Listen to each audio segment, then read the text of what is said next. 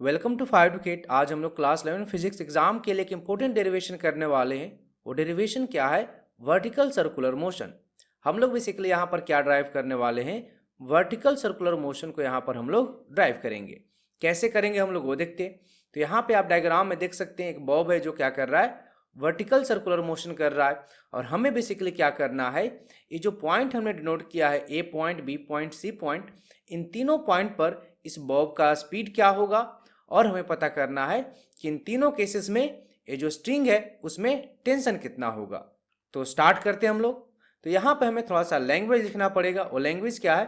A pendulum bob is in vertical circular motion, we have to find velocity and tension at point A, B and सी।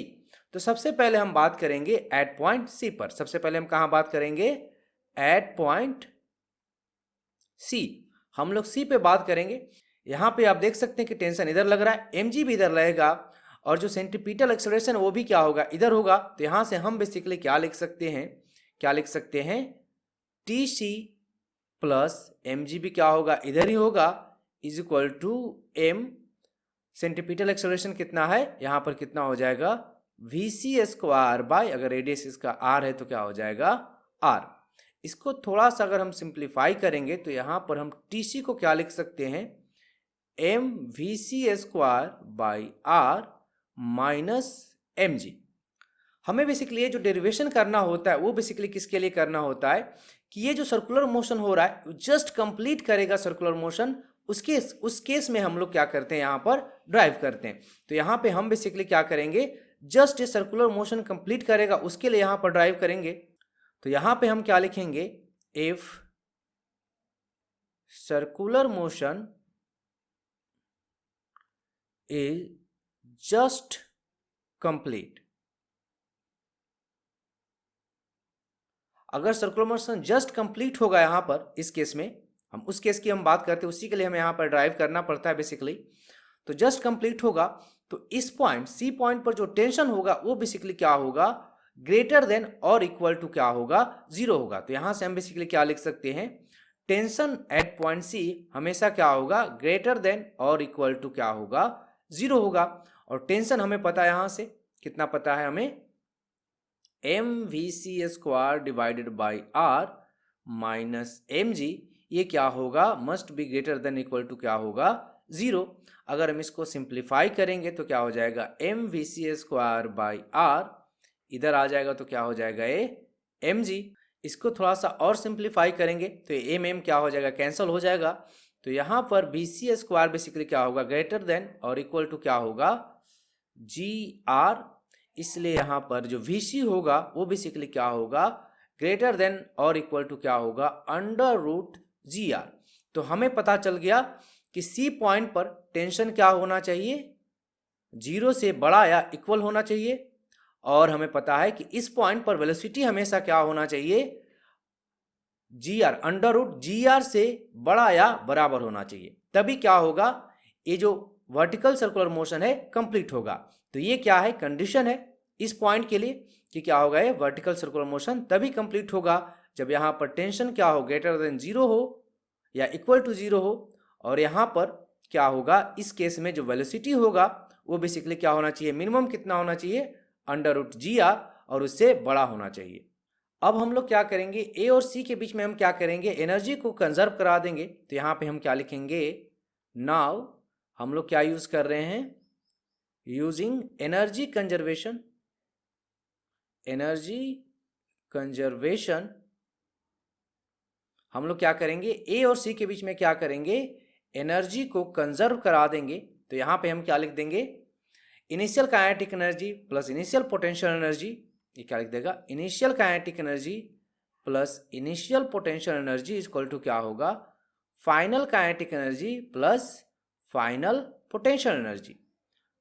अब यहाँ पे initial हम कहाँ से कहाँ कर रहे हैं? ए और सी के बीच में कर रहे हैं।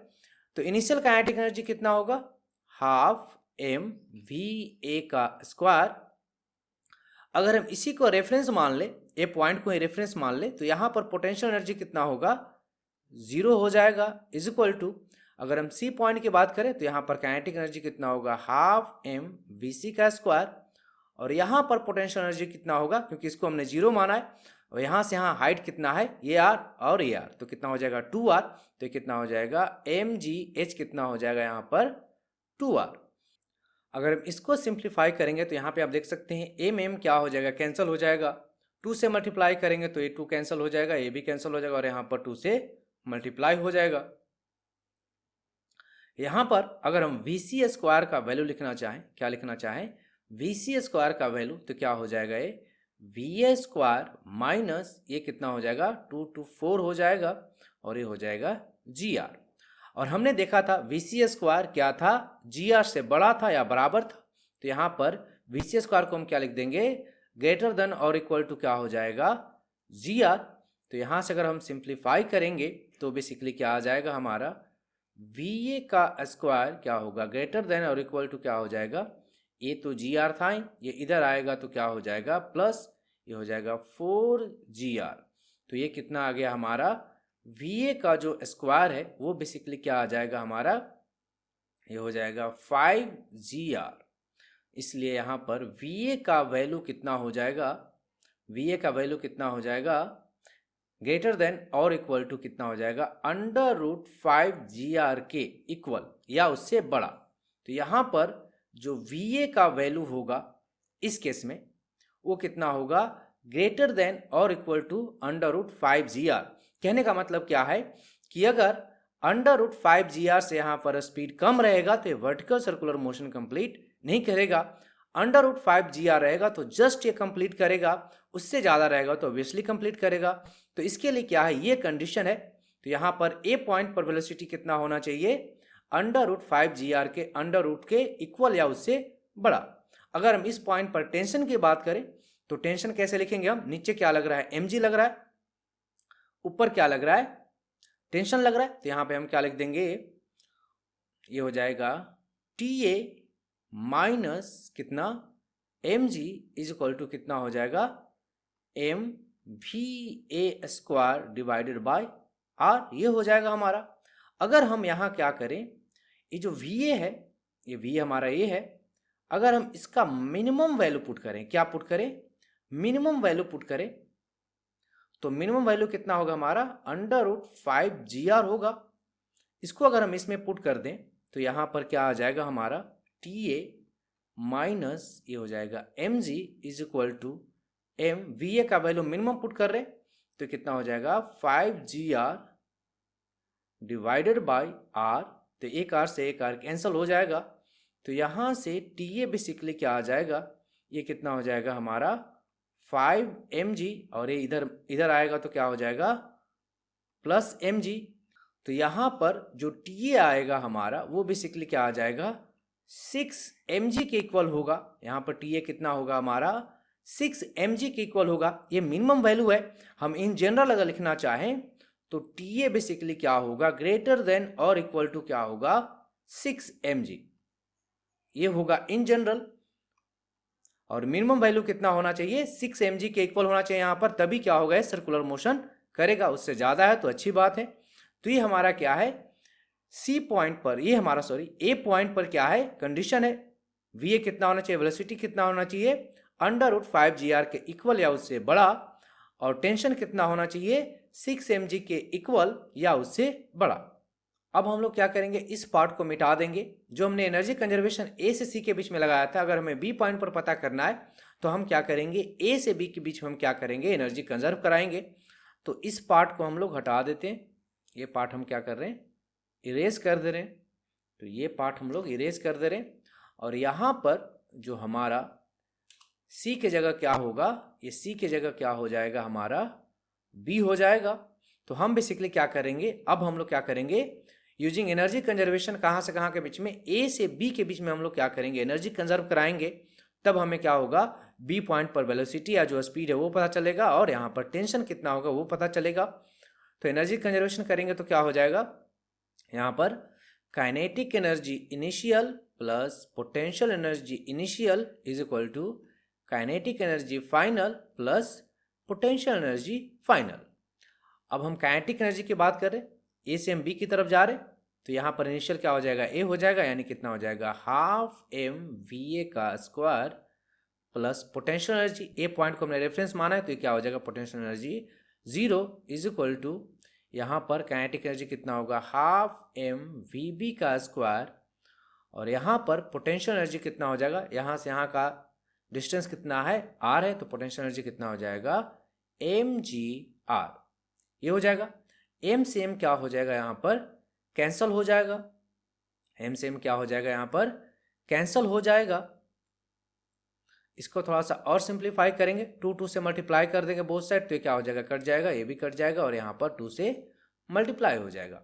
तो यहाँ से हमारा जो वी ए है उसका स्क्वायर किसके इक्वल आ जाएगा, वी बी का स्क्वायर प्लस ये कितना हो जाएगा 2GR, इसके इक्वल होगा।